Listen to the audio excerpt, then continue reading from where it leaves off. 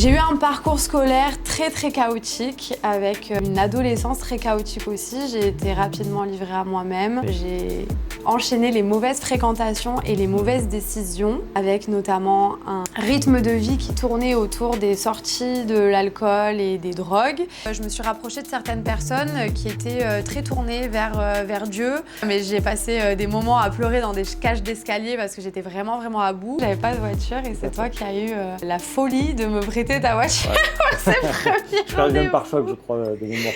Et je me suis rapprochée un petit peu de la loi de l'attraction. Elle est perchée, voilà, c'est ça. Elle est perchée. Oui, je suis perchée, voilà. mais je l'assume. Bon, ce qui me fait flipper, c'est le regret.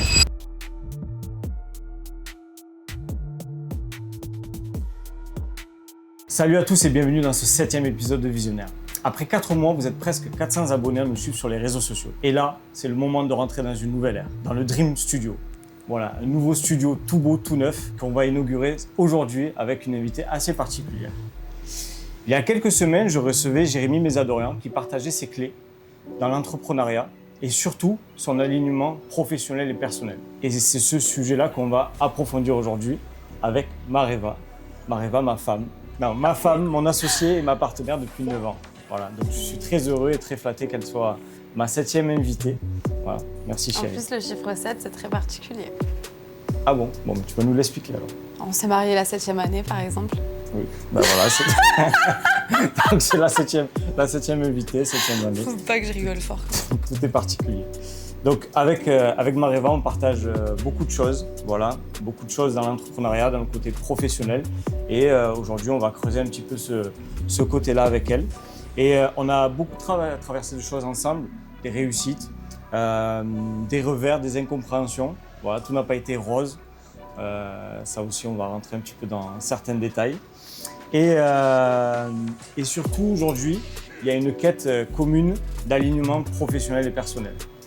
D'où l'épisode d'aujourd'hui. Donc cet épisode, ce sera l'occasion de revenir sur ce chemin-là, d'ouvrir la discussion et de lancer cette nouvelle version du podcast avec force et surtout avec authenticité. Et j'en profite pour dire qu'il ne faut pas oublier de s'abonner à la chaîne YouTube pour suivre tous les sujets qu'on va explorer, qui sont autour de l'entrepreneuriat. C'est ce qui me tient vraiment à cœur. Et on lancera peut-être l'idée d'un futur podcast de Mareva dans cet épisode-là, mais il ne faut pas trop en dire. Voilà. Donc chérie, si tu devais t'en présenter, je te laisse la parole. Alors, je m'appelle Mareva Giulia, je suis franco-italienne, j'ai 32 ans, je suis montpelliéraine, je suis une amoureuse de la vie, une passionnée par l'enthousiasme, la joie de vivre, le bonheur, les belles choses, l'amour. Voilà, voilà. je suis une grande enfant, je pense. Et voilà. Mais on va rentrer un peu plus dans le détail quand même, parce que bon voilà, là tu t'es décrite un petit peu ta façon d'être, on va dire. Mais voilà, il y a beaucoup de choses à savoir sur toi. Déjà, comment tu en es arrivé là aujourd'hui, voilà, à un stade de ta vie où tu as 32 ans et où tu commences à te réaligner toi professionnellement. Explique-nous un petit peu dans les grandes lignes, voilà, ton parcours dans les grandes lignes. Mon parcours ton parcours professionnel, de vie. Mon parcours de vie. Waouh. Dans les grandes lignes. Alors, donc j'ai grandi à Moggio avec ma maman. Mon père est parti vivre en Italie quand j'avais l'âge de à peu près 3 ans. Je suis fille unique. J'ai été toujours passionnée par tout ce qui touchait à l'artistique. Et j'ai toujours eu énormément d'ambition et beaucoup de rêves, mais j'ai toujours cru que c'était des choses que les rêves n'étaient pas réalisables. J'ai eu un parcours scolaire très chaotique, avec une adolescence très chaotique aussi. J'ai été rapidement livrée à moi-même et malheureusement, j'ai enchaîné les mauvaises fréquentations et les mauvaises décisions, avec notamment un rythme de vie qui tournait autour des sorties, de l'alcool et des drogues, jusqu'à ce que je me rende compte qu'il fallait que je prenne une décision drastique pour ma vie et changer complètement d'environnement. Donc, l'année de mes 18 ans, j'étais en première et pendant les vacances d'été, j'ai décidé de partir faire 2 semaines de vacances en Italie, chez mon père, à qui je n'adressais plus la parole depuis 4 ans. Et suite à cette décision-là, j'ai décidé de rester vivre en Italie. Donc je suis partie pour des vacances et je suis plus jamais rentrée. Là-bas, j'ai fait 1 année d'école. C'était un lycée artistique. J'ai plus approfondi ma connaissance de l'italien.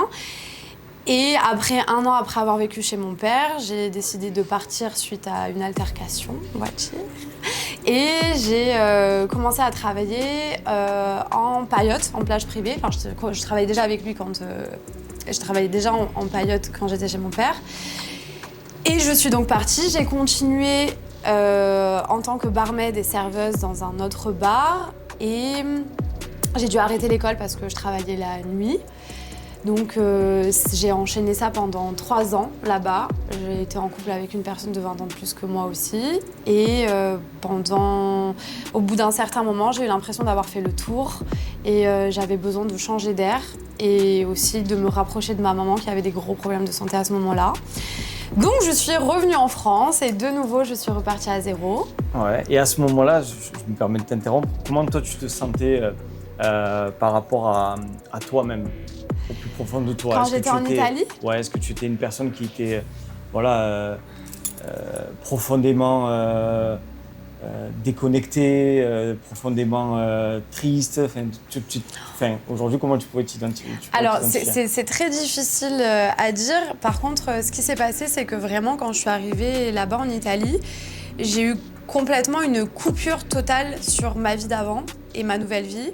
Parce que déjà à l'époque, par exemple, mon père a voulu me supprimer mon compte Facebook. C'était là où j'entretenais absolument toutes mes relations. J'ai coupé mon numéro, j'avais plus de téléphone. Et donc en fait, toutes les personnes de mon passé n'ont plus eu aucun contact avec moi.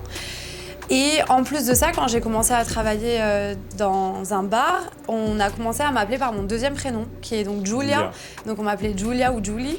Et je suis arrivée quand j'étais là-bas aussi. Mon père m'a fait complètement changer de style vestimentaire. Alors il faut savoir que moi, depuis que j'ai 14 ans, je mets des talons. J'étais toujours impeccable sur talons de mes 15 à mes 18 ans. Donc là-bas, c'est... Aujourd'hui, je voilà, continue on n'a pas à... connu ça. C'est vrai. Mais bon, là-bas, du coup, j'ai eu une grosse coupure avec, en fait, totalement mon identité, la personne que j'étais. C'est comme si je devais recréer une nouvelle version de moi. Et à ce moment-là, je savais que l'Italie, c'était une pause dans ma vie, une genre de parenthèse. J'avais cette sensation-là. Mais quand j'y étais, j'avais aucune ambition, aucune vision. C'était vraiment, je vis au jour le jour, je me laisse porter. J'étais pas particulièrement connectée. J'étais assez passive. J'étais assez passive, bien qu'il y a une période où je me suis rapprochée de certaines personnes qui étaient très tournées vers Dieu. J'ai fait des rencontres, un week-end au ski, où tout était vraiment centré autour de Dieu. Donc là, à cette période-là, j'ai essayé de m'en rapprocher. Mais j'avais vraiment pas les rênes de ma vie et c'est vrai que j'étais plus spectatrice qu'actrice. Et du coup, je pense que quand tu es spectatrice de ta vie et qu'en plus de ça, tu te poses pas trop de questions sur les opportunités, les possibilités qu'il y a, t'évolues pas trop et t'es pas trop connectée. Après, j'avais envie de changer, mais malheureusement, je voulais changer de travail, je voulais faire d'autres choses. J'avais quand même des envies, mais au niveau de la réalisation et des choses concrètes, c'était toujours très compliqué de les mettre en action. Donc t'as continué comme ça en Italie pendant... Donc j'ai continué comme ça pendant 4 ans. En fait, j'ai vécu 4 ans là-bas jusqu'à ce que je décide donc de changer de vie, de revenir en France. Donc je suis repartie à zéro de nouveau. Je suis retournée vivre chez ma maman avec elle. Et ça a été très conflictuel et très compliqué. De là, le lendemain où je revenais à Moggio, j'ai tout de suite trouvé du travail, toujours dans la restauration. Sauf que j'avais vraiment envie de changer de secteur. Le commerce me plaisait énormément. Et un jour, en rentrant d'une journée de restauration, en rentrant chez moi, je rentrais à pied parce que j'avais pas le permis à cette époque-là. Il y a quelqu'un qui m'arrête dans la rue, qui était en voiture et qui me démarche pour devenir commerciale chez France Loisirs.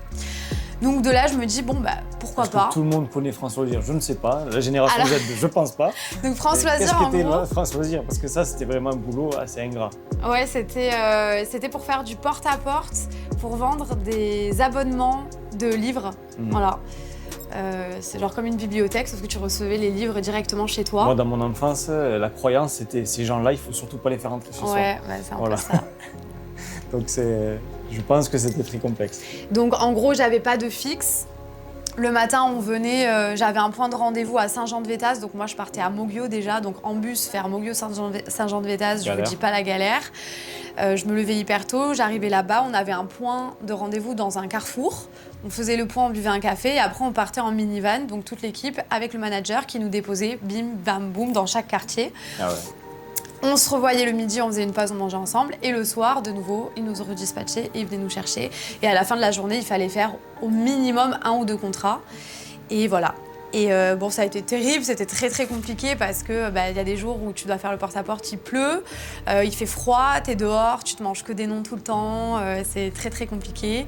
Mais c'est formateur. C'est hyper formateur, ouais, mais j'ai passé des moments à pleurer dans des cages d'escalier parce que j'étais vraiment à bout. Et t'es toujours en lutte contre toi-même parce que même quand tu réussis à faire des contrats, c'est jamais bon parce qu'après, pour réussir à dégager un bon salaire, c'est quand même très compliqué. Mais c'est très très formateur, là pour le coup c'est très formateur et en fait de là, un jour j'ai aussi un ami qui m'appelle qui me dit qu'il ouvre une agence de rénovation d'habitat et qu'il cherche des commerciales et donc il me propose un poste et comme moi France Loisirs j'en pouvais vraiment plus, je me suis dit bon pourquoi pas. Donc je commence chez Eau de Toit, le principe c'était exactement la même chose, donc du porte-à-porte, vendre des isolations, des portails, des fenêtres, tout ça. Sauf que quand j'ai découvert au fur et à mesure que tout ce qu'on racontait aux clients c'était des mensonges, là je pense que peut-être pour une des premières fois je me suis plus sentie alignée, je me suis dit c'est pas possible de continuer comme ça et en plus de ça j'avais ça rentrait plus dans tes valeurs. Ça rentrait plus dans mes valeurs et en plus de ça je gagnais pas suffisamment bien ma vie non plus. Donc j'ai décidé d'arrêter et là, jusqu'à ce que ma mère décide d'installer un store chez elle, qui est le commercial d'une entreprise qui passe et qui me disent qu'il cherchait une assistante. Donc je me suis proposée, j'ai eu le poste et j'ai fait 3 mois et au bout de 3 mois, le commercial a été licencié et je suis passée la responsable de l'agence de Castelnau-le-Lez, de la boîte de Comme il faut à l'époque. Et ce qu'elle a oublié de dire, c'est que entre France Loisirs et Eau de Toit, c'est là où on s'est rencontrés. Et nous, on s'est rencontrés entre France Loisirs et Eau de Toit, exactement. Je travaillais chez France Loisirs, voilà. Exactement. Et quand j'ai commencé à travailler chez Eau de Toit, tu m'as prêté ta voiture parce que je venais de passer mon permis, j'avais pas de voiture et c'est toi qui as eu la folie de me prêter ta voiture pour ces premiers rendez-vous. Je par choc, je crois, de mémoire. Non, tu dégratunes. Oui, ok. Et donc après cette période-là, c'est là où moi j'ai vu un petit peu ton évolution professionnelle et ta façon de voir les choses. Parce que quand on s'est mis ensemble, tu n'avais pas lancé une grande carrière professionnelle, je te voyais pas du tout le faire parce que tu étais loin de ça, tu étais plus sorti, ami, etc. Et tu me dis si je me trompe, mais je pense que l'époque du Covid a fait la bascule et t'a fait voir les choses différemment. C'était avant l'époque du Covid, parce qu'il y a déjà eu... donc moi, quand j'ai eu ce travail, j'ai pu rapidement évoluer. J'ai eu 3 augmentations et 3 changements de poste en 3 ans. Je suis restée 3 ans avec eux. Et en fait, la grosse bascule dans ma vie, c'est le jour où j'ai pu acheter mon appartement. À mes 25 ans, où je suis partie vivre seule. Et là, pour moi, ça a été vraiment un nouveau souffle. Ça a été quelque chose de très, très libérateur. J'avais mon cocon et j'ai totalement repris ma vie en main. Je me suis beaucoup plus concentrée sur justement ma carrière professionnelle. Et mon évolution dans ce domaine-là, je me suis mise à fond au sport, j'ai fait attention à l'alimentation, je me suis informée sur énormément de choses, notamment l'alimentation crue par exemple, l'alimentation végane, sans gluten, enfin un petit peu tout ça. Je me suis vraiment, mise à fond là-dedans et en fait c'est là où déjà petit à petit j'ai commencé à changer d'optique et même dans mon travail aussi j'ai recommencé à manifester des choses dans ma vie. Donc même quand j'étais chez ma maman avant, je priais en tout cas le ciel et je me suis rapprochée un petit peu de la loi de l'attraction et je priais le ciel pour différentes choses, notamment pour avoir un homme comme toi que j'ai rencontré après, ensuite pour avoir une augmentation, ensuite pour trouver mon appartement, ensuite pour plein de choses. Et donc petit à petit, j'ai, on va dire, commencé à m'élever spirituellement, si on peut employer ce mot-là. Tu viens de dire deux mots importants. Alors, il faut savoir que, et ça c'est important de le préciser, c'est que moi, on va dire qu'il y a à peine 2-3 ans où je te comprends mieux sur ces points-là. Mais quand tu parles de manifestation et de loi de l'attraction, la loi de l'attraction c'est un peu plus commun. Je pense que les gens comprennent un peu plus ce terme-là. Mais la manifestation, ça veut dire quoi ? La manifestation, c'est manifester quelque chose dans ta vie. Et donc la loi de l'attraction, pour ceux qui ne connaissent pas le concept, c'est j'attire à moi là où je mets mon attention. Et donc en gros, c'est un peu le positif rapporte le positif, le négatif apporte le négatif. Donc, et en plus de ça, partir du principe que la pensée et les paroles sont créateurs. Donc manifester, c'est être dans une énergie et avoir des pensées et des paroles qui permettent de créer la réalité de tes rêves. Donc c'est un peu comme la prière, par exemple. Je sais pas, je souhaite un nouveau travail qui soit comme ça. Le fait de le désirer et de le manifester, tu peux le créer dans ta réalité, donc le manifester. D'accord. Et toi, à ce moment-là, tu te sens plus connecté, etc. Tu constates que ça fonctionne oui, toi, parce que ça a fonctionné pour beaucoup de choses qui se sont réalisées. Comment toi, dans ta tête, dans ton mindset, ça évolue ? Déjà, je vois la vie beaucoup plus belle. Les choses sont beaucoup plus faciles, beaucoup plus accessibles. Il y a beaucoup plus de légèreté. Je me sens bien dans mon quotidien. Après, c'est un tout aussi, parce que c'était mon environnement, justement, mon mindset, le fait que je prenais soin de moi à ce moment-là, toutes ces choses-là. Mais tout était vachement plus fun et plus léger. Et c'était vraiment chouette.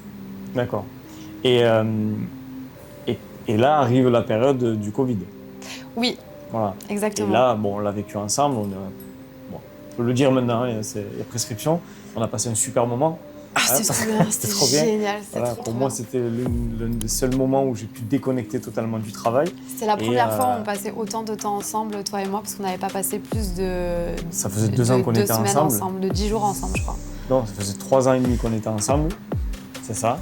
Et on avait passé beaucoup de temps ensemble, parce qu'on restait à Lorens H24. On a pu se découvrir. Piscine, barbecue, sport... Sissi Mua avec Train Sweaty, c'était la folie. On s'est vraiment repris en main, on a vraiment fait attention à nous, on a vraiment pris du temps pour nous. Contrairement aux personnes qui sont restées un petit peu enfermées et qui ont fait que bouffer de la merde, nous, c'est vrai, on l'a vraiment repris comme quelque chose pour que ça nous serve. On avait l'avantage d'avoir un cadre On avait un super cadre avec la piscine, donc c'était génial. On venait d'être fini et tout, donc c'était cool. Mais moi, j'ai constaté à ce moment-là vraiment une évolution de ton côté, où j'ai vu une personne beaucoup plus mature, beaucoup plus connectée. Je peux pas le dire parce que moi je voyais pas trop ce concept de connexion, tu vois. Mais j'ai vu vraiment quelqu'un de plus entreprenante, qui savait ce qu'elle voulait faire, etc. Et chez nous deux, c'est là où on a eu envie de travailler ensemble, je pense, bâtir quelque chose. Il faut aussi dire que juste avant le Covid, la veille de l'annonce du président du confinement, Moi, je voulais envoyer une lettre recommandée pour dire qu'il fallait que j'arrête dans mon travail parce que les derniers mois ont été très, très, très compliqués. Ça a été très lourd pour moi émotionnellement. Ouais. Je recevais du harcèlement moral, des paroles. C'était, bref. Ouais, t'étais fliquée. J'étais fliquée. Bref, c'était très, très, très compliqué. Et j'ai décidé donc, je voulais envoyer une rupture conventionnelle. Et en fait, le samedi matin, je ne suis pas allée poster ma lettre parce que flemme. Parce que voilà, je me suis levée trop tard, je suis pas allée à la poste. Et bref, le lendemain, ou la journée même, on apprenait qu'on était confinés. Donc pour moi, c'était genre trop bien, super contente. Et pendant cette période-là, j'ai été en licenciement économique. Donc ça a été quand même assez dur d'apprendre que c'est un licenciement économique et que 3 mois plus tôt, on me faisait partir au Portugal avec eux parce que j'étais un super bon élément. Ouais. Mais voilà, et donc de là, confinement, je cherche du travail. Je me souviens, j'allais regarder sur Indeed des trucs et tout, et je me disais, mais qu'est-ce que je veux faire de ma vie? Je sais pas. Et donc de là, on s'est dit, pourquoi pas faire quelque chose ensemble. Voilà. Et Lion et Perla sont nés. Ouais. Ok. Ben écoute, on va en venir à ce point-là parce que ça fait 9 ans qu'on est ensemble. Voilà, ça fait 5 ans qu'on entreprend. Ça fait 5 ans qu'on entreprend. Mais nous, en fait, aujourd'hui, moi, ce que j'aimerais mettre en avant, c'est ce que tu m'as apporté, d'accord? Ton alignement, ta façon de voir les choses, etc. Que ce soit dans le business, dans le pro, parce que pour moi, c'est ce qu'on voyait avec Jérémy, c'est que tout est lié. Hein. Et donc, ça fait 9 ans qu'on est ensemble. Nos deux personnalités, nos deux personnes s'aiment et se sont aussi déchirées pendant ces 9 ans. On n'a pas eu que des moments au top, mais ça a permis de nous construire. Bon, moi, de me construire complètement de mon côté, toi aussi, je pense aussi. Et on en est arrivé, au bout de 9 ans, avoir entrepris dans le champagne, dans la mode, dans la communication, voilà, dans ça maintenant. Et je pense que c'est important aujourd'hui de se dire qu'en 2025, il y a un nouveau tournant. C'est le côté personnel. Parce qu'on a beaucoup travaillé sur le côté duo, élaborer des projets ensemble. Moi, comme je t'ai toujours dit, tu as toujours été le moteur des réalisations. Voilà. Mareva a une idée, rêve l'idée, et Fabien la réalise. Voilà.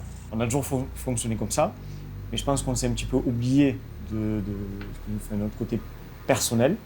Et voilà. Donc, moi, je voulais juste revenir sur le fait que aujourd'hui, il y a des choses qui ont fonctionné, un peu moins, d'autres un peu moins. Donc, on est dans l'ancienne boutique, là. Voilà. Donc, le Dream Studio prennent acte aujourd'hui avec Visionnaire. Comment toi tu vois et comment tu ressens cette chose-là? Parce que beaucoup m'ont écrit, et j'ai même une question sur le sujet. Pour toi, est-ce que c'est un échec? La fermeture de la boutique, La fermeture de la boutique. Alors non, la fermeture de la boutique, je le vois pas du tout comme un échec. Pour moi, c'est pas un échec, c'est une transformation. C'est juste un changement, en fait. C'est comme une chenille qui devient papillon, si tu veux. Belle métaphore. On a testé des choses. Ce serait stupide de continuer à s'obstiner dans quelque chose qui ne prend pas comme on voudrait. Et surtout de perdre ses énergies dans quelque chose qui malheureusement n'est pas à la hauteur de nos espérances. Donc non, c'est pas un échec, c'est une transformation, c'est une nouveauté, c'est un nouveau souffle et c'est une nouvelle aventure. Moi j'y crois fort et je pense que les personnes qui sont très négatives à ce sujet, tu vois, ne peuvent pas comprendre parce qu'elles ne le vivent pas. Tu vois, nous on l'a vécu. On a lancé le projet ensemble. Je pense que l'erreur serait de s'obstiner. Là, on ne s'obstine pas, on fait évoluer, comme tu dis. Et je pense que c'est encore plus beau. Je t'admire, voilà. C'est ça le mot. Non, mais c'est ça. J'admire ton côté,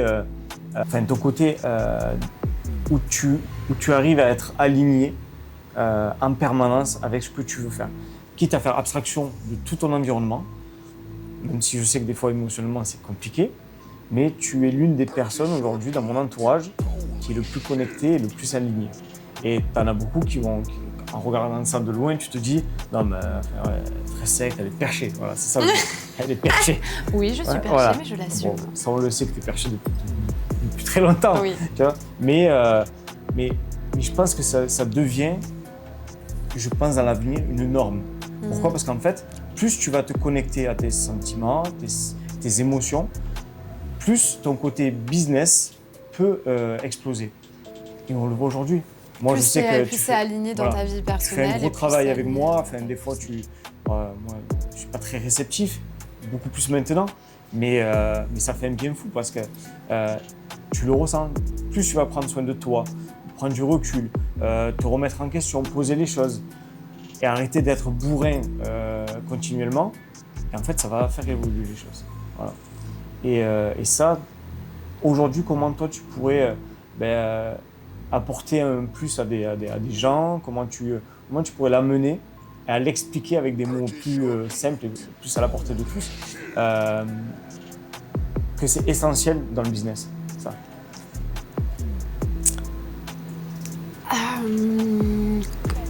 Comment l'alignement est essentiel. Pourquoi l'alignement est essentiel dans le business? Alors, je pense que déjà, avant toute chose, plus tu te connais, plus tu comprends tes fonctionnements, plus tu comprends tes mécanismes, plus tu comprends ce dans quoi tu es bon, ce dans quoi tu es moins bon, où sont tes points forts. Pas uniquement au niveau des compétences ou des choses qui s'apprennent, mais vraiment au niveau de, par exemple, ton caractère, ta vision des choses, tes valeurs. Et s'obstiner à aller dans une direction qui n'est pas adaptée à sa personnalité, je pense que c'est voué à l'échec, dans le sens que ça peut que apporter du malheur ou une vie complètement désalignée du coup, ouais. et un peu vide de sens. Et emmener ce que moi, ce qui me fait flipper, ce qui m'a toujours fait flipper, c'est le regret. Ouais, exactement. Arriver à un stade dans ta vie, tu te dis ouais, mais pourquoi j'ai pas fait ça? Pourquoi j'aurais dû tester et tout. Et par exemple, je vais faire un exemple très concret. Moi, je suis quelqu'un d'extrêmement sociable. J'ai besoin des gens pour me sentir bien au quotidien. J'ai besoin d'être active. J'ai besoin de rencontrer de nouvelles personnes, d'échanger, de parler. Je me nourris énormément de ça. Et le fait d'avoir ouvert la boutique et de me retrouver, entre guillemets, enfermée du matin au soir, avec en plus de ça des journées à 0 passage, ça a été terrible pour moi. Ça a été vraiment terrible parce que j'étais enfermée derrière un ordinateur, parce que bon, on continue de travailler bien évidemment si on n'est pas là à attendre les clients comme ça. Donc heureusement, il y a la création de contenu, tout ça, il y a d'autres choses en parallèle. Mais le fait d'être vraiment seule face à un écran d'ordinateur, je me suis rendu compte qu'au fur et à mesure, ça m'aspirait mon âme, ça aspirait mon énergie.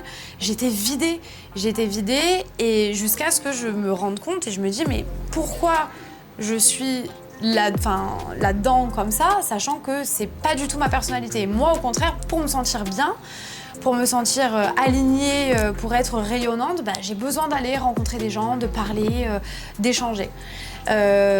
Donc ça, on a pris une première décision. Ça a été une très mauvaise période, ça a été très dur, ça s'est ajouté à d'autres problèmes et complications qu'on a eu aussi nous personnellement, mais ça a été une phase qui était très compliquée. Heureusement, il y a Solène qui est notre alternante qui travaille avec nous, qui travaille déjà avec nous, qui a pris le relais sur la boutique et qui a commencé à tenir la boutique quand moi j'étais pas disponible ou que toi tu l'étais pas. Donc moi, ça a été vraiment déjà une libération pour moi et je pense que l'alignement c'est vraiment ça, c'est s'obstiner à faire quelque chose qui ne nous rend ni foncièrement heureux, ni bien, ni voilà. Par exemple, l'alignement c'est aussi ne pas manger du gluten parce que je sais que je suis intolérante et pour me sentir bien.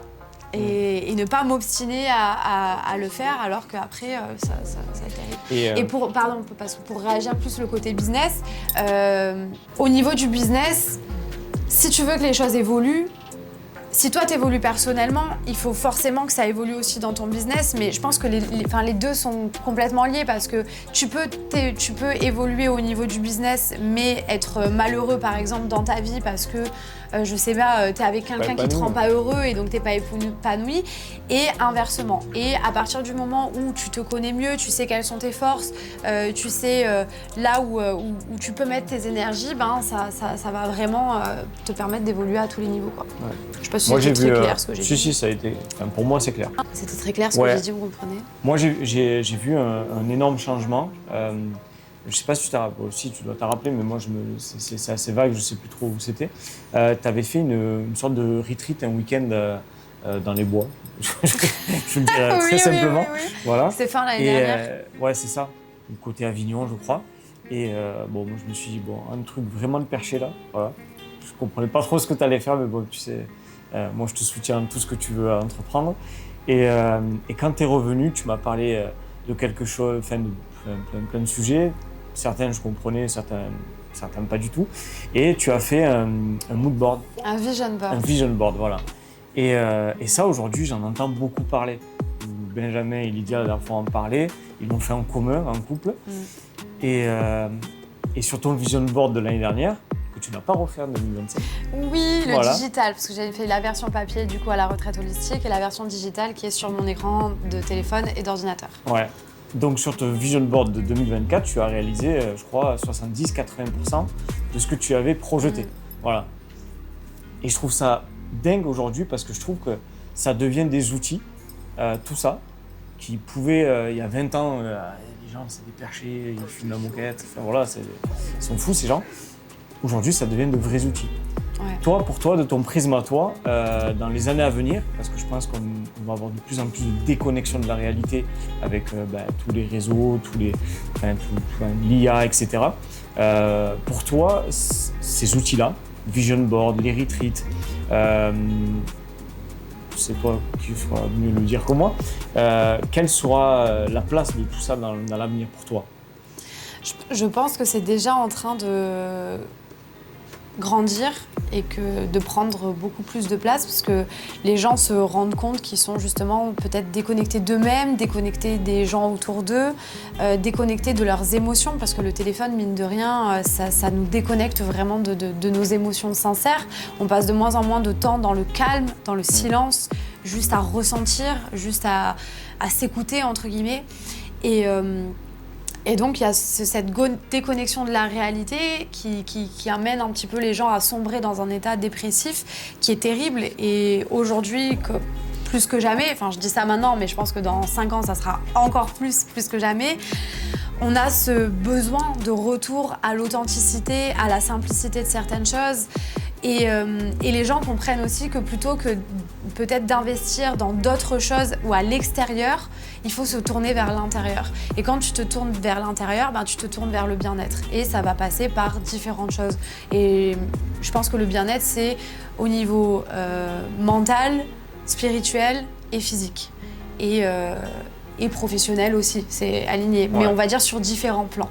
Donc c'est de plus en plus important. Si aujourd'hui tu étais en face, aujourd'hui j'ai bien évolué sur ces sujets-là, si tu reprenais le Fabien d'il y a 5-6 ans, quels ont été les 3 conseils les plus impactants, les 3 clés les plus impactantes qui m'ont fait évoluer pour toi? Je sais que ça va pas être facile, mais voilà, les trois clés. Alors, la dernière, et celle-là, je me suis vraiment battue pour ça parce que c'était terrible. Enfin, ça a été terrible pour moi. C'est... Ouais, mais en fait, c'est compliqué de... 3, j'ai dit. Oui, non, mais c'est compliqué, même en partageant une. Il faut que j'approfondisse vraiment le concept, quoi. Bon, alors, bref. Donc, toi, tu as une capacité au quotidien, comme tu le dis si bien, à gérer des problèmes. Et tu fais que dire, ma vie, c'est des problèmes. Moi, mon quotidien, c'est gérer des problèmes. Un peu moins. Tu faisais que dire, mon quotidien, c'est gérer des problèmes. Et donc, en fait, t'étais tout le temps focalisé sur ce qui allait pas, sur les problématiques à résoudre. Et comme t'es focalisé sur ça, il y a 2 impacts. C'est premièrement, t'es pas là présent physiquement. Enfin, t'es pas présent mentalement, pardon. Parce que t'es présent physiquement, mais dans ta tête, tu penses « Ah putain, il faut gérer ça, il faut faire ci, il faut faire ça, j'ai ça, j'ai ça. » Donc t'es là, mais t'es vide. Genre ton âme, elle pense à autre chose. Et ça, c'est terrible à vivre. Et la deuxième chose, c'est que comme tu es focalisé sur le négatif, tu transmets quelque chose de négatif. T'es hyper bas en vibration. Donc pour expliquer, en gros, la joie, ça amène des vibrations hautes et la tristesse, par exemple, ou les problèmes, l'anxiété, ça amène des vibrations très très basses. C'est quand tu te lèves un peu que t'es vide, t'as envie de rien, c'est compliqué à gérer. Voilà. Et moi, je suis une personne qui est très très sensible aux énergies et donc aux vibrations. Et en fait, vivre avec toi au quotidien, avec quelqu'un qui était que focalisé sur les problèmes et qui en plus de ça vibrait très très bas, c'était très compliqué parce que j'étais ton chargeur, donc hop, tu te branchais et tu m'aspirais toute mon énergie positive pour toi réussir à te sentir un peu bien. Et donc moi, ça m'épuisait. Et parce que j'avais l'impression de tout te transmettre. Et même avec ça, de pas réussir à te faire voir le bon côté des choses. Par exemple, tu faisais que dire j'ai des problèmes à gérer, et je me souviens te dire vois-le comme quelque chose de gratifiant. Dis-toi que tu es là pour apporter des solutions. Dans ta vie, dans ton quotidien, tu es là pour donner des solutions aux personnes avec qui tu travailles, pas des problèmes. Et ça, dernièrement, tu l'as... Il y a eu un changement après notre retour de vacances aux Maldives, où même on était dans un endroit paradisiaque, je sais pas si je peux le dire. Je vais le dire. Tu peux. On était dans un endroit paradisiaque et t'arrivais pas à profiter de l'instant présent parce que t'étais hyper pris avec tous les problèmes que t'avais dans ta tête. Et on s'est pris la tête un matin au petit déjeuner parce que, en fait, voilà, tu profites pas de l'instant présent. Et moi, ça me révolte parce que je me dis l'instant présent qu'on vit aux Maldives ou qu'on vit là maintenant, si tu le vis pas émotionnellement et que tu es absent dans ta tête, tu t'en retiens rien, quoi. Et en plus de ça, tu es toujours à la recherche de quelque chose d'autre et pas dans la reconnaissance et dans la gratitude des choses que tu peux vivre. Donc ça, c'est quelque chose qui a changé parce qu'après le retour du voyage aux Maldives, où on a eu une grosse discussion à ce sujet-là, il y a vraiment eu un switch de ton côté et tu as commencé à avoir la vie du bon côté, j'ai envie de dire. Tes vibrations se sont élevées, tu es beaucoup plus souriant au quotidien, tu es plus posé, tu réussis vraiment à apprécier les choses et ça change absolument tout. Et je pense que ça a eu un impact sur d'autres choses aussi. Ensuite, c'était quoi la question initiale déjà ? On va rester sur une. Oui, sur les trucs où tu as le plus évolué aussi. Ouais. Non, 3 clés. Les 3 clés ? Voilà. Les choses que j'ai pu te recommander. Ouais, voilà. Après, je pense qu'il y a l'ouverture aux autres. Ouais, ça c'est... Ne pas voir les autres que comme un ennemi. T'as tendance à noircir un peu le tableau. En général dans ta vie, parce que tu m'as toujours dit que tu étais pessimiste et que tu imaginais toujours le pire. Et malheureusement, tu le fais aussi des gens et tu as tendance à juger assez rapidement les personnes, même les personnes que tu connais pas, et à dire aussi des choses assez négatives sur les gens. C'était un podcast pour parler de Marie-Va. Je finis par une thérapie. Et donc à te fermer et à croire aussi que tu as besoin de personne, que tu es seul et voilà, la vérité c'est quand même que tu t'es construit tout seul. Beaucoup d'entrepreneurs sont dans ce cas-là. Vraiment parce qu'ils sont... Enfin, c'est des paroles d'entrepreneurs. Je dois gérer des problèmes. Parce que la réalité, elle est quand même proche de ça. Oui, mais tu peux gérer des problèmes avec joie. Oui, ça je suis complètement d'accord avec toi. Il y a une autre chose que je t'avais dit. Après, ça dépend le problème. Il y a un autre truc que je t'ai dit aussi, c'est on aura toujours des problèmes. Oui. Toujours, à tous les niveaux dans notre vie, même si, je sais pas, on évolue, que tout évolue, que tout notre quotidien évolue, ça sera de nouveaux problèmes. Et tu as juste 2 options de comment tu réagis face à tes problèmes. Ou tu réagis avec énervement, avec tu rends quelque chose dramatique, avec fatalité, ou tu le prends avec joie, parce que de toute façon, le problème, tu l'as. Donc, résous-le. Voilà, résous-le. Donc autant le prendre avec la meilleure des énergies possibles. Et du coup, pour revenir avec cette chose des gens, donc tu as tendance à être très seule et ne pas t'ouvrir aux gens parce que un peu d'un côté tu t'en méfies et d'un autre parce que tu t'es fait tout seul et donc tu comptes que sur toi-même. Et en fait, tu as commencé à t'ouvrir au monde, à t'ouvrir aux gens Et les choses ont énormément changé dans ton quotidien, toi dans ton ouverture, toi dans ta capacité de te relationner avec les autres. Ça a été une grosse prise de conscience. On va dire que c'est le Mexique moi, qui m'a fait ce switch-là plus. Et on en a beaucoup parlé avec Jérémy la dernière fois. Mais je trouve que voilà, l'ouverture au monde, que ce soit dans l'entrepreneuriat ou même toi à titre personnel, on n'imagine pas l'impact que ça peut être. Voilà. Et moi j'ai toujours pris un exemple des personnalités comme toi, comme Loïc, comme Samy, comme Alexis, où vous avez une facilité à aller vers les gens. Et ça, Solène elle peut attester. Elle se rapproche plus de moi que de toi sur ça. Nous, on a plus de mal, même Lana, hein, elle a plus de mal à aller vers les gens. Mais c'est dommage pour nous parce que, en fait, tu t'enlèves beaucoup d'opportunités et de rencontrer des personnes exceptionnelles. Parce que, moi, cette dernière année, je ne me suis jamais fait autant de connaissances, de réseaux, et qui nous apportent quand même à la fois du business, des expériences personnelles incroyables. Ouais. Et ça a une force énorme. Et là, on ne parle même pas de financier, c'est vraiment de l'expérience humaine. Ouais. Et ça a été, pour moi, c'est vraiment le first de la clé ultime pour évoluer. Pour développer. Ah ouais, complètement. Pour se développer, ouais. Et la troisième ? C'est la communication. Okay. Voilà, là vraiment la communication. Donc déjà dans notre couple et aussi avec les personnes autour, même si je pense que c'est plus facile dans notre couple entre guillemets qu'avec les personnes autour, mais bref. La communication et surtout la connexion avec ses émotions, parce que quand on s'est rencontrés, toi t'étais pas du tout connecté à tes émotions. Moi, complètement. Moi j'étais énormément dans la communication, toi t'étais vraiment un mur de glace. Voilà, c'est vraiment genre fermé. Et c'était très difficile de se comprendre. Et à partir du moment où, avec le temps, on a réussi à instaurer certaines choses, il y a une chose que j'ai commencé à faire avec toi, c'est comment tu te sens. Tu me disais toujours ça va, sauf que ça va, ça veut rien dire, ça va bien, ça va mal, ça va... Voilà, comment ça va. Et donc de me donner par exemple ton niveau de bonheur de 1 à 5 ou ton niveau d'énergie, ce genre de choses pour réussir à comprendre, pour déchiffrer un petit peu ta langue et tes sentiments et tes ressentis.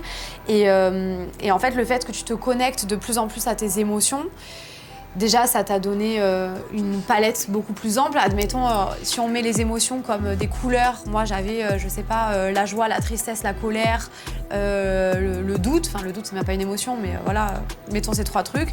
Toi t'avais que par exemple la colère. Et donc moi je voulais te demander de la joie, mais toi tu pouvais pas me la donner parce que tu connaissais que comme émotion la colère. Voilà. Et donc en fait ensemble on a réussi à créer ça et donc à amplifier ton panel d'émotions et de ressentis. Et depuis qu'il y a ça a facilité je pense énormément de choses. Toi déjà ta compréhension de toi-même, de comment tu te sens au quotidien et peut-être la gestion de certaines situations. Et nous, surtout dans notre quotidien et dans notre couple, quoi, pour faciliter certaines choses. On se comprend mieux. Non, mais ça, c'est sûr. Et tout cet apprentissage aujourd'hui nous amène au fait que le voyage au Mexique nous a permis de tout poser, d'où la décision d'arrêter l'exploitation de la boutique. Mais nous sommes des personnes... C'était pas vraiment là. Hein. Ouais, mais bon, c'était après. On sentait que... Oui, bon, on a commencé à réfléchir à des choses. On s'est dit, il fallait pas mettre toute notre énergie dans quelque chose qui, aujourd'hui, nous faisait pas avancer. Ouais. Et ça nous a permis de redéfinir les priorités et de s'aligner beaucoup plus efficacement dans l'avenir de nos business. Et en quelques mots, aujourd'hui, est-ce que tu peux, moi, en tant que porte-parole de nos projets, on va dire, parce que c'est moi qui t'interviewe, tu vois. Où est-ce qu'on en est sur Maison Perla, par exemple? Alors, sur Maison Perla, on en est à un grand tournant. On est en train de redéfinir toute notre image, toute la direction artistique, que ce soit au niveau de la communication ou au niveau du marketing. Et donc de notre bouteille, du design de notre bouteille. On a perdu énormément d'énergie à se concentrer sur la vente de champagne en France et notamment dans le sud. Et on s'est rendu compte qu'on voyait beaucoup trop petit par rapport aux ambitions qu'on avait. Et donc là, aujourd'hui, on est complètement tourné vers l'international, vers l'export. Et ça s'annonce très très bon. Okay. Ça s'annonce très très bon. Ça, on en saura un peu plus quand? Ah bah je sais pas, je peux tout balancer là s'il faut, mais... bah je sais pas, la prochaine fois que tu m'inviteras dans ton podcast. Ok, ça marche. Non, on n'en dit pas tout, on dit pas tout. Le Dream Studio. Oui. Le Dream Studio, bah, c'est un tournant, ça aussi, c'est une transformation. C'est un gros challenge aussi, parce que tu sais qu'on n'était pas hyper à 100% alignés à ce moment-là. Parce que pour lancer le Dream Studio, moi, pour la première fois, j'ai pensé au côté peut-être sécurité et facilité de se dire c'est peut-être plus judicieux de mettre la boutique en location et d'avoir une rente mensuelle fixe et donc sécuritaire, plutôt que de se relancer dans un énième projet, parce que pour les personnes qui connaissent ou ne connaissent pas Fabien, tous les 4 matins, il y a une nouvelle idée et il faut lancer un nouveau projet. C'est pour ça qu'on a énormément entrepris et j'étais un petit peu arrivée à un stade de trop-plein. Voilà, de trop-plein. Donc voilà, j'ai quand même... Après, c'est le cœur qui a parlé parce que, voilà, il faut le dire, bon, tout le monde n'a pas suivi ça, mais on a racheté un local, un vieux local dans l'Écusson à Montpellier, qu'on a rénové entièrement avec une équipe qui a fait quand même du bon travail. Et on a mis un petit peu beaucoup d'argent et d'énergie dans la rénovation de ce lieu, qui est magnifique. Hein. Et un an après, le louer à... Je crois qu'on a eu 2-3 visites, dont un coiffeur, l'autre, je sais plus. Et je me rappelle très bien ce que tu m'as dit, hein, quand elle a commencé à dire ça. Elle voulait faire une galerie d'art, elle voulait tout casser, ça m'a brisé le cœur. Voilà, c'est quand même assez compliqué. Ouais, c'est dur. Donc l'idée de Dream Studio qui pouvait aussi nous servir à nous, parce que c'est un de nos besoins personnels et professionnels. De base, pour donner un peu de contexte, c'était quelque chose qu'on avait envisagé d'ouvrir à côté. On était prêt à louer un nouvel espace, de conserver la boutique et de louer un nouvel espace pour lancer le Dream Studio avec 100 000 € de rénovation. Là aussi, je dis non, c'est mort, quoi, ça passe pas, c'est pas possible, on peut pas se lancer là-dedans. Et donc cette idée qui est née et qui a été avortée, on l'a gardée et on s'est dit, bon, bah, pourquoi pas lancer le Dream Studio. Donc après avoir discuté, toi et moi, on s'est dit, bon, bah let's go, on teste. Et on va faire en sorte que ça marche. Et donc je disais, c'est un gros challenge pour moi parce que cette fois-ci, j'ai vraiment envie qu'on fasse les choses bien, qu'on n'agisse pas avec précipitation, mais qu'on fasse les choses de manière raisonnée et avec étape par étape et avec une bonne stratégie. Et donc le Dream Studio, ce sera quoi en fait ? Donc le Dream Studio, c'est un espace de création de contenu avec plusieurs environnements. Il y a donc celui-là en fauteuil face à face pour faire des interviews par exemple. On a un magnifique canapé juste à côté aussi, dans lequel on peut faire podcast, interview, échange. On aura une table ronde dessous autour de laquelle on pourra faire du face cam. L'idée, c'est vraiment de louer l'espace à tous les créateurs de contenu, que ce soit pour lancer de la formation, du podcast, des landing pages, des masterclass, et aussi un espace shooting photo, où on a donc un merveilleux mur en pierre. On pourra le proposer à des modèles, à des photographes, à qui le souhaite. Et un petit plus, un espace café. On aura 2 très jolies tables ou pareil, qui pourra être utilisé pour la création de contenu. Voilà. Bon, moi, en tout cas, c'est un studio créatif, là où le Dream Studio, là où les rêves prennent vie. Magnifique, magnifique.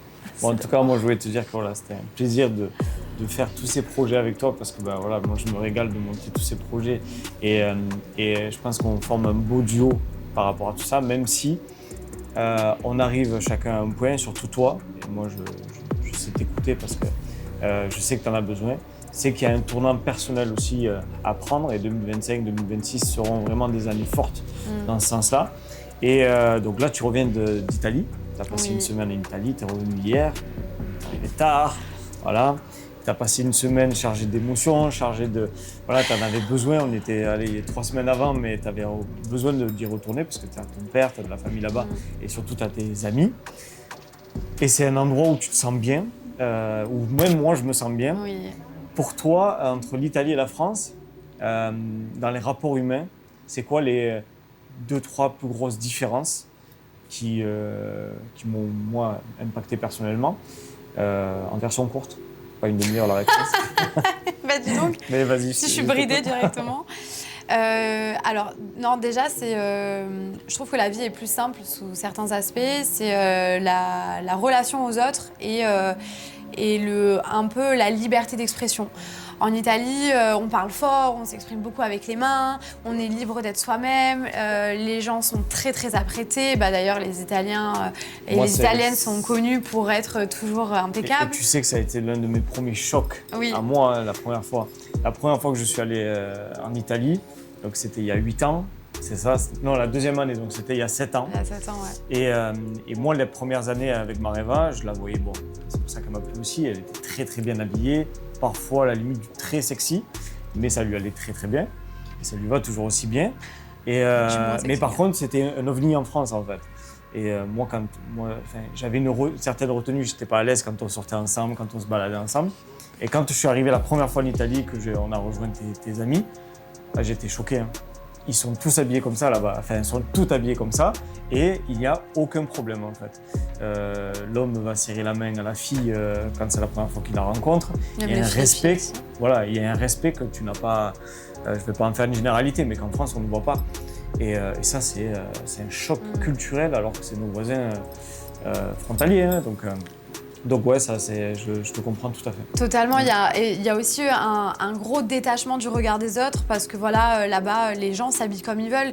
Ici, quand tu vas par exemple dans une soirée ou dans un endroit, c'est souvent comment tu t'habilles. Ah bah non, je vais pas mettre ça parce que je vais pas oser, je vais être trop... Mais en fait, on s'en fout quoi. Sois toi-même. Si tu as envie de mettre cette robe ou je sais pas, ce gilet, porte-le quoi. Et en Italie, c'est très ça. Et du coup, étant donné que tout le monde ose et tout le monde s'habille bien, et voilà, même les femmes d'un certain âge, elles adorent mettre des gros bijoux, des trucs assez voyants et tout. Et tout le monde joue le jeu. Donc, il y a beaucoup moins ce jugement, ce toiser, se regarder de loin. Il y a beaucoup moins de jugement. Je pense que c'est très français. C'est très français, ouais, c'est très français. Le jugement, voilà. Donc ouais, ça je suis d'accord avec toi. Et en plus de ça, il y a pas de barrière sociale dans le sens où là-bas, tout le monde se tutoie.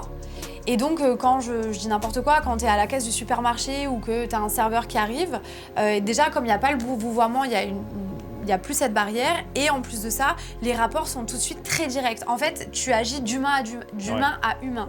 Alors que... Tu vas pas essayer de mettre des formes et t'inventer une vie à travers juste des mots, quoi. Même juste au lieu de s'inventer une vie, c'est par exemple, je vais faire un exemple tout con, tu vas rentrer dans certains magasins, tu vas voir quelqu'un qui t'accueille. Oui, bonjour, je vais vous aider. Oui, tout à fait. Alors, si on a ça, le stéréotype. Comme ça. Oui, alors je suis désolée de faire ça, mais la vérité, c'est comme si tout d'un coup, à partir du moment où tu es dans ton métier, hop, tu endosses un rôle, tu mets ta tenue du travail que tu fais de ton métier. Et donc, étant donné que tu es dans ce rôle-là, tu es un peu coupé de la personne que tu es réellement. Et ça crée tout de suite une barrière avec la personne que tu as en face. Parce que t'es plus d'humain à humain, tu es de personne qui travaille, donc métier, à une personne qui vient. Et donc, tu as tout de suite une barrière.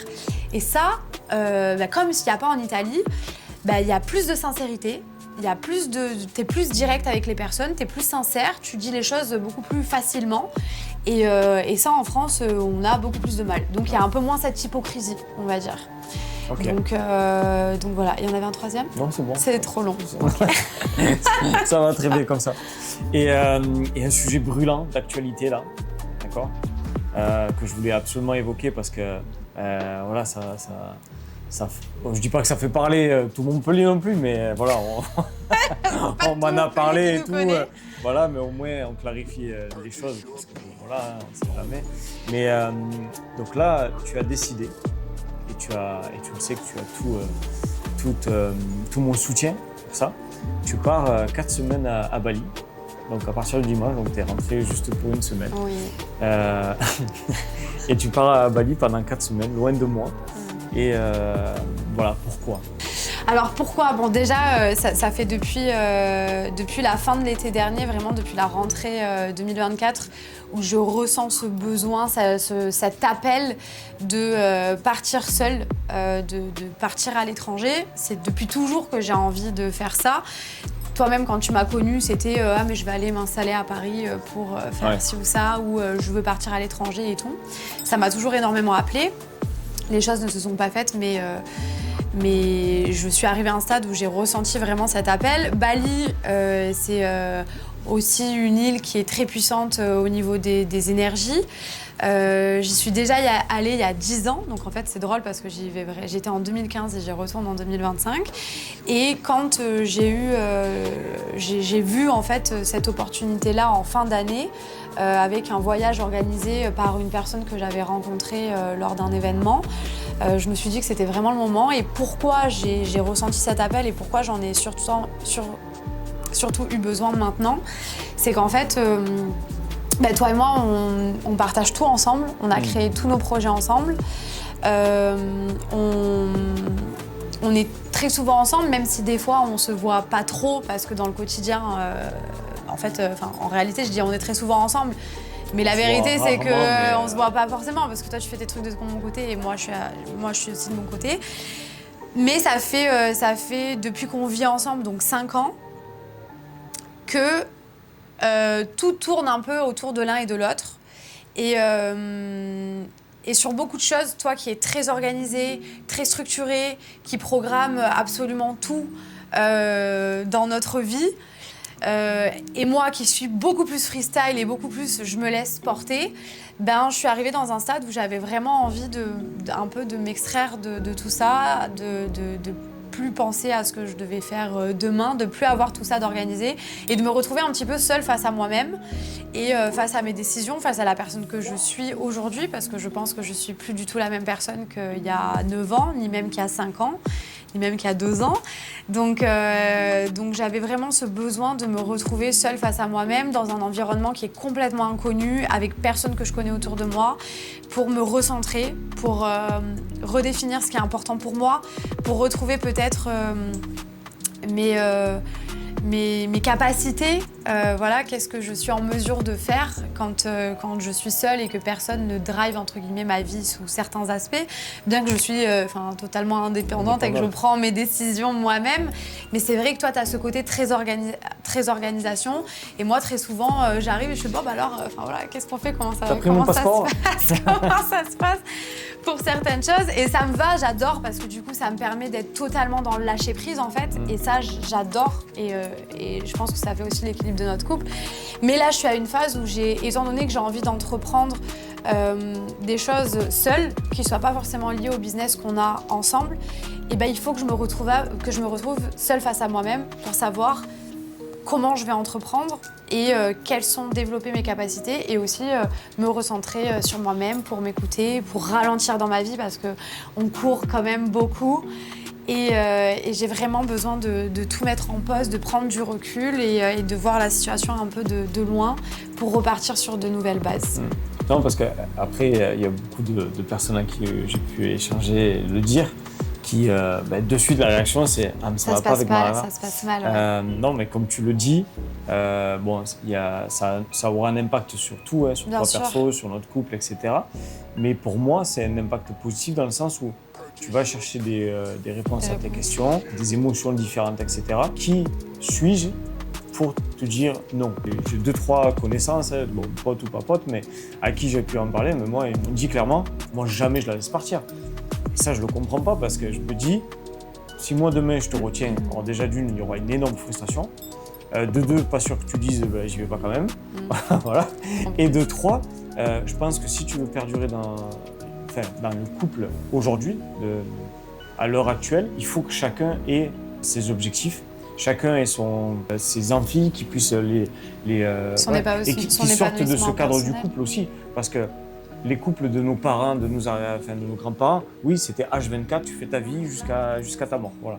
Aujourd'hui, pour aller jusqu'à ta mort ensemble, dans la société actuelle, c'est beaucoup plus complexe, parce qu'il y a trop de choses qui font que la stabilité, tu l'as pas trop. Et moi, je trouve que cette démarche-là, aujourd'hui, elle va dans le bon sens, dans le sens où 2026, ça sera peut-être une page complètement différente pour nous deux. Donc moi, je pense que tu en as réellement besoin et tu reviendras avec des idées nouvelles, avec des émotions nouvelles, etc. Donc voilà, ça me fait très plaisir que tu prennes ce temps pour toi et moi, ça va me permettre d'avancer sur mes projets. Et je pense que l'amour, c'est quelque chose qu'on oublie très souvent. L'amour, c'est laisser libre. L'amour, c'est pas emprisonner quelqu'un ou façonner quelqu'un à son image. Au contraire, c'est laisser libre. Et une chose que j'ai toujours aimée dans notre couple et dans notre relation, c'est que je suis libre de faire tout ce que je veux et je suis libre de prendre toutes les décisions que je veux. Et par exemple, tu vas pas être dans quelque chose de pratique, tu vas pas m'empêcher de sortir avec mes copines ou me dire si tu sors avec tes copines, moi je sors avec mes potes. Et ça, moi, je trouve ça hallucinant quand on est dans cette énergie-là parce que malheureusement, tu empêches l'autre de vivre quelque chose qu'elle veut. Je suis étonné de voir que les gens fonctionnent comme ça parce que pour moi, jamais j'aurais pu me mettre avec une personne qui n'est pas indépendante. Pour moi, parce que c'est très simple. Hein. Si tu es dépendante de moi, ça veut dire que demain, en gros, il peut rien se passer. Il peut rien nous arriver, en gros. J'ai l'emprise sur toi. Ouais, il peut nous arriver des choses. Oui, mais c'est horrible. Même. Oui. Mais ce que je veux dire, c'est que y a pas de goût, il n'y a pas de saveur en fait. Mais bon, après beaucoup de fonctionnent comme ça. Bon, je ne suis personne pour juger. Exactement. Après, j'avais marqué un petit point, mais je crois que tu ne voudras peut-être pas en parler maintenant, mais il faudra qu'un jour tu en parles, parce que ça arrive vite. Un petit événement en Italie, fin d'année, si tu veux nous en toucher 2 mots. J'assume pas encore. Il va falloir, parce que c'est un moment.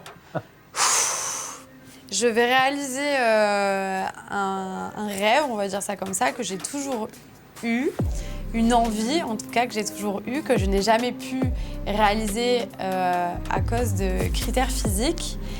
Et là, pour la première fois, j'ai cette opportunité-là. Donc c'est quelque chose de très, très, très puissant, très important pour moi.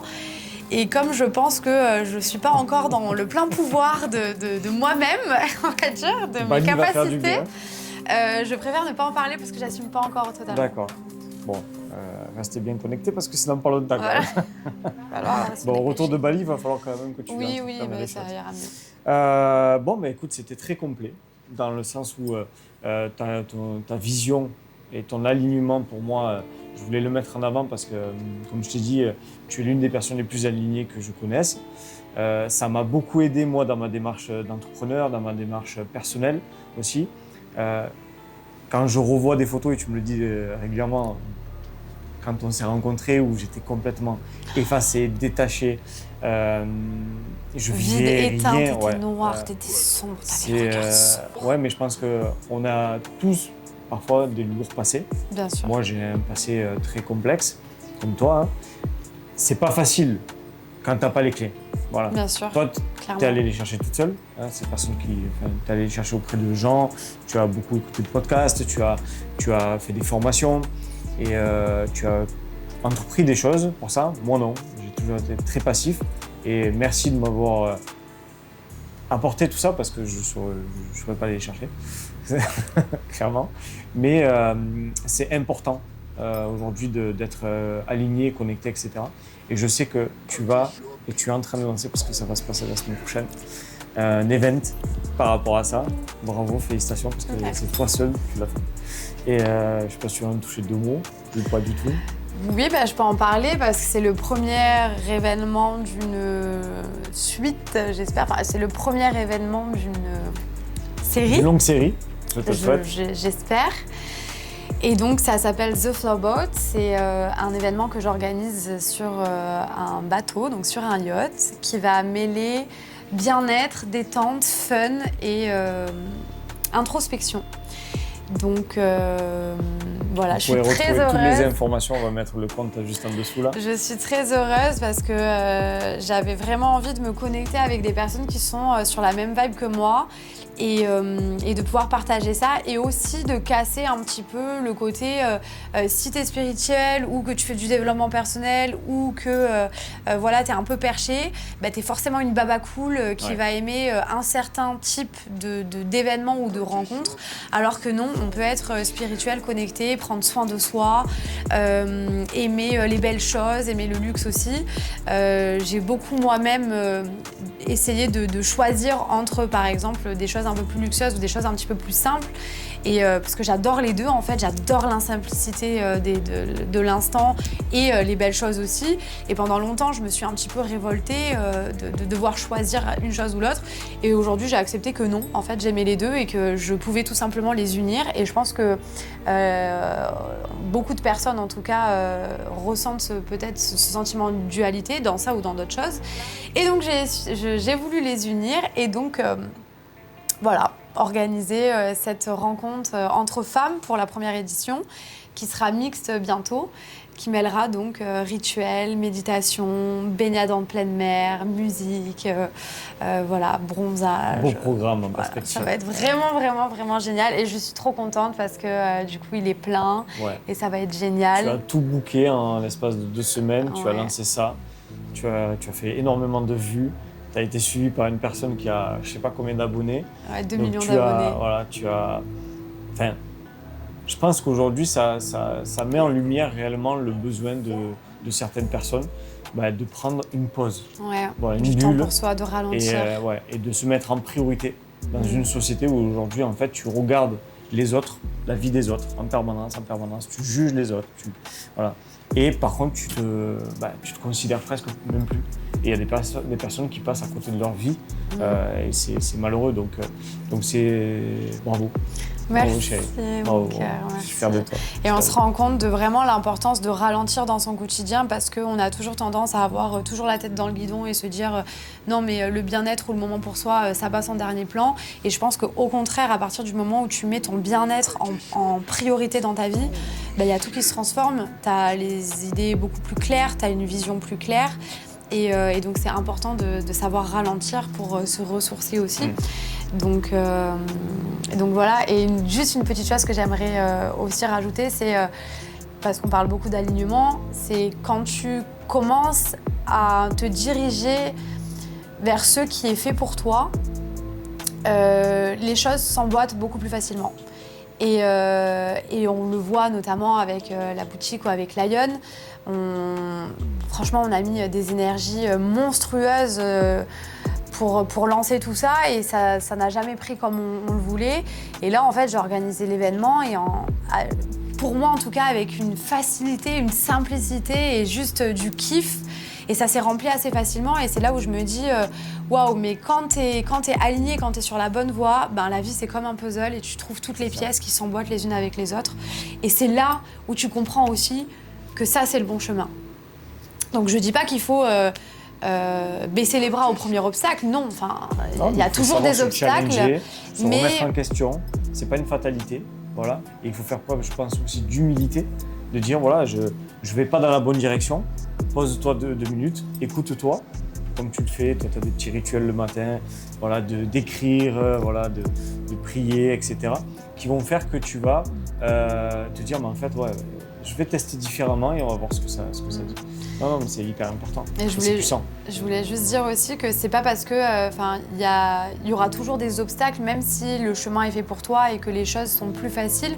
Mais ces obstacles, tu vas plus les franchir avec facilité quand c'est un chemin qui est fait pour toi. Les solutions viennent à toi plus facilement, on va dire. Donc voilà. Donc je suis trop contente, j'ai trop hâte, ça va être génial. C'est trop bien. Parfait. Moi, maintenant, j'ai 3 questions. Donc, de personnes qui me les ont posées dans les commentaires quand j'ai fait la story en teasant que je recevais ma femme en 7e invitée. Oui. Et donc, je vais te poser les 3 questions. Réponse rapide. Quelle est la première action pour créer un business florissant et solide quand on reprend le pouvoir sur sa vie? Ça, c'est Caroline qui l'a posé. Franchement, Caroline, je ne sais pas encore te répondre totalement parce que je pense que pour créer un business florissant et solide, alors la première action, attends, je réfléchis. Je pense que déjà, c'est écrire tout le plan, vraiment. Ne pas penser que à l'étape finale, à la réalisation finale, mais vraiment step by step et comment tu vas réussir à arriver à cette chose finale. Et s'écouter. Ouais, je vais te couper juste une petite seconde sur ça. Quand tu parles de plan, moi j'ai juste envie de rebondir sur le fait que c'est pas seulement comme business plan. Et je sais que beaucoup parlent business plan, il te le faut, il te le faut. Mais il faut que tu rajoutes la valeur émotionnelle dans ton projet que tu ne peux pas présenter à la banque. Et tu ne vas pas dire, oui, là, si je me sens bien, ça va marcher. La banque ne veut pas le savoir, ça. Par contre, dans ton plan que tu viens de dire, là, moi, je pense qu'il y a une grosse partie émotionnelle de ton business pour que ça soit florissant. Parce que, comme tu le dis, Lion, en digital, au début, voilà, c'était bien, c'était la création, tu rencontrais des gens, etc. Du moment où, en fait, ça ne correspondait pas à ton être, c'est-à-dire te mettre dans un endroit entre 4 murs, même s'ils sont beaux, et te poser là, mais ça peut plus marcher. Et demain, tu peux flinguer un projet juste parce qu'en fait, tu n'es pas au bon endroit ou parce que ça ne correspond pas à ta personnalité. Et ça, il faut vraiment l'écrire dans ton plan, mais pas le business plan. Non, oui, c'est des choses complètement différentes. Pour être aligné, c'est déjà se dire ok, ça, je sais que c'est quelque chose qui va vraiment me nourrir et je sais que si je fais ça, ça va être que du plaisir et que même les problèmes, je vais les affronter avec du plaisir. Et donc oui, se sentir épanoui à chaque étape. Et vraiment, voilà, penser au chemin, en tout cas, penser au chemin, aux petites victoires, écrire un petit peu tout le scénario, se projeter dans quelque chose, dans la réalisation de ces choses-là. On parlait de vision board, donc on parle de visualisation. Donc vraiment visualiser le processus, visualiser la réussite et aussi visualiser, s'épanouir dans ce qu'on fait. Après, aujourd'hui, je pense pas pouvoir me permettre de dire, de donner des clés concrètes parce que je suis pas encore arrivée au stade d'avoir un business florissant comme je le voudrais. Par contre, aujourd'hui, beaucoup plus qu'avant, j'apprécie énormément le processus alors qu'avant, j'attendais juste le résultat. Bon, tu sais d'où ça vient, parce que c'est pas forcément moi, mais c'était plus toi. Mais le fait de pas bâcler le processus et d'attendre le résultat, mais vraiment d'apprécier chaque étape et que chacune des étapes vraiment nous nourrisse. Donc, ok. Voilà. Bon, merci pour Caroline. Si j'ai bien répondu à la question, Caroline, tu me diras en commentaire. Ouais. Ce que t'en penses. Bastien, est-ce que la fermeture de ta boutique est un échec pour toi? Tu m'as posé la question tout à l'heure. Oui. Et donc, non, c'est pas du tout un échec. Comme je l'ai dit, c'est vraiment une transformation, c'est un nouveau souffle. Après, on en a quand même longuement parlé. J'ai eu le temps de faire le deuil à l'intérieur. Même si là, quand je suis rentrée et que j'ai vu le nouveau setup, j'ai été envahie de quelque chose et la première chose que j'ai dit, c'est waouh, je vais pleurer. J'ai tout transformé en une semaine. Ouais. Et Mariva, elle a rien vu parce qu'elle était en Italie et je voulais pas trop qu'elle participe à ça parce que ça peut faire un pincement au cœur. Mais voilà, elle a découvert la boutique quasiment à nu. Ouais, t'as fait un travail de dingue sur tout ça, c'est vraiment génial. Et c'est vrai que la première chose que j'ai dit en rentrant, c'est « Oh mon Dieu, je vais pleurer ». Mais en fait, non, c'est plus aligné avec ce qu'on veut maintenant, avec nos projets communs et personnels. Et je le prends aussi comme vraiment un nouveau souffle et un peu une nouvelle identité. Et en plus de ça, c'est un nouveau challenge. Et là, cette fois, je veux vraiment faire les choses bien. J'ai appris de mes erreurs. Enfin, je pense avoir appris de mes erreurs. Et donc, le but, c'est de prendre toutes les étapes et toutes les erreurs que j'ai faites précédemment et de le transformer pour pouvoir faire en sorte que ça fonctionne. Et après, il faut dire que Lion, ça reste une marque de créateurs. C'est ça que je voulais dire aussi. Ce sont des créations faites par Mariva. Et donc, on va continuer sur le digital, donc sur le site internet, que l'on va upgrader un petit peu. Et c'est juste un canal de vente qui a été fermé et pas la marque. Voilà, la marque reste et va perdurer. Nous, aujourd'hui, tout ce qu'on entreprend, c'est un héritage. Moi, la volonté absolue voilà, comment je me lève le matin, comment je me couche le soir, c'est de transmettre à ma fille, donc à Lana, à nos futurs enfants, un héritage. Et ça, pour moi, c'est mon leitmotiv. Donc en aucun cas, Lion est mort aujourd'hui. Non, et c'est pas du tout un échec parce que pour moi, c'est juste une pause, en fait. Nos produits, on les a toujours. Le site internet, on l'a toujours. Et pour moi, c'est vraiment une pause parce que actuellement, c'est trop d'énergie, c'est trop de complications et c'est plus aligné avec le ce qu'on prêt-à-porter, c'est un secteur très. C'est un secteur qui est très compliqué. Et donc voilà, c'est juste une pause et peut-être que dans 1 an, dans 2 ans, dans 5 ans, on va y revenir et que ça sera encore plus florissant à ce moment-là, enfin que ça le sera. Parce qu'on aura appris de nos erreurs, on aura une nouvelle vision et on saura comment se comporter. Donc c'est pas un échec parce qu'on ferme pas la société, on supprime pas le site, on liquide pas tout ce qu'on a et on dit au revoir, c'est fini pour définitivement. Et Voilà, j'espère c'est qu'à un juste une moment parenthèse. donné, Mareva créera la robe que j'ai vue dessiner de ses petites mains, qui est magnifique. En plus, voilà, elle a un super concept, voilà. Donc j'espère qu'un jour elle la créera et on fera tout pour qu'elle puisse voir le jour. Nous faisons appel à une modéliste. Ce message est pour vous. Si tu es modéliste et que tu veux travailler avec une créatrice, call me. Troisième et dernière question. Donc ça, c'est Kevin qui l'a posée et je l'adore cette question. Est-ce que les voyages t'aident à ouvrir ton esprit?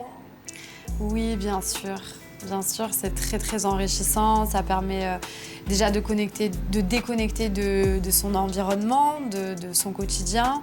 Ça ouvre l'esprit, la vision et les valeurs sur un monde des fois, on ne connaît pas du tout. Après, tout dépend de où on voyage. Mais ça prouve vraiment que notre système de vie, notre société, notre système de consommation est vraiment propre au pays dans lequel on vit et partir de l'autre bout de la Terre pour découvrir des choses complètement différentes, ça permet de se connecter à des choses très... Et on en a parlé cette semaine et ça m'a aussi permis de voir les choses différemment, tu vois, parce que je pense que selon les personnes, t'en as qui voient le voyage juste comme un échappatoire. Et tu as des personnes... Comme tu le voyais au début d'ailleurs. Comme je le voyais au début, c'était ma déconnexion de mon monde actuel. Et t'en as qui le prennent comme en fait une opportunité de rencontrer de nouvelles personnes, de nouvelles cultures et grandir. Voilà. Exactement. Et cette semaine, tu as eu le cas avec une personne proche de toi qui t'en a parlé. Mais je trouve que nous, voilà, les voyages que l'on peut faire, alors, ils ne sont jamais de tout repos, parce qu'ils sont assez intenses. Mais Trop des fois. Trop des fois. Ouais. Mais ça permet de faire, voilà, de faire grandir des projets, Ouais. de faire grandir ton esprit et de découvrir de nouvelles cultures, quoi. Donc, C'est ça, de se rapprocher de l'inconnu sur certaines choses. Et l'inconnu fait peur, mais l'inconnu enrichit énormément parce que tu changes de perspective. Et le fait de changer de perspective, ça aide énormément. Tu vois Et pas le la Mexique, vie c'est toujours trop, de la même trop bien. manière. Donc maintenant, je vais te proposer un challenge. Yes. Ça va être compliqué pour toi, vraiment. Pas du tout. Si, ça va être très Rien n'est compliqué parce qu'elle compliqué. a fait tout l'inverse depuis le début. Donc, Mais c'est un podcast. À chaque fois que tu me poses une question, tu me dis réponds vite. Attends. Mais non, c'est un Tu podcast couperas de ce que 3 tu heures. voudras. Bah ouais, tu couperas ce que tu voudras après. Je vais te proposer en 1 minute de Ouais. répondre à 10 questions. Yes. 12 si t'es fort. Ouh là là. Ok. Oui, je suis Tu es prête. prête? Ton mantra du moment. Si rien ne change, rien ne change. Lieu où tu te sens le plus aligné. Il n'y en a pas dans mon cœur quand je suis heureuse. Ce qui te met instantanément de bonne humeur. Danser. Un son qui te fait vibrer. Boucan de Franglish. Ce que tu ne toléreras plus jamais. Être spectatrice de ma vie et non pas actrice. Ton mot préféré du moment. J'en ai pas. Dream. Allez, les rêves. Ok. Ce que tu fais quand tu es désaligné. J'écoute des affirmations positives le matin. Tu vois. Pas que quand je suis désalignée, mais quand je me sens un peu basse au niveau des vibrations. Un moment où tu t'es senti fier de toi.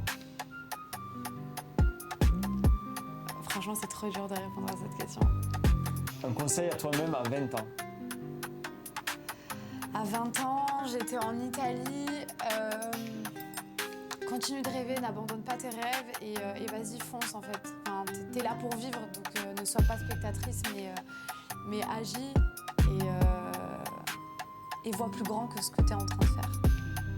Ta prochaine destination rêvée. Oh, j'en sais rien, mais un truc genre Zanzibar, enfin un safari, un truc un peu comme ça, j'aimerais bien. Ce que tu veux transmettre aux femmes. La liberté d'être elle-même, vraiment, d'oser.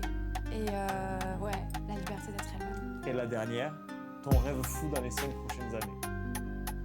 C'est trop compliqué, j'en sais rien. J'aimerais trop avoir un potager dans les 5 dernières années. Un potager.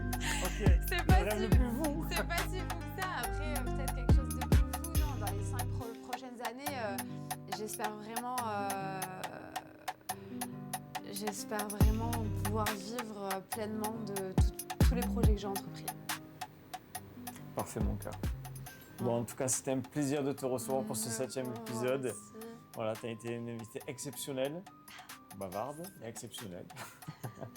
Et sache que je t'aime et je te soutiens dans tout ce que tu as pu faire. Merci, mon cœur.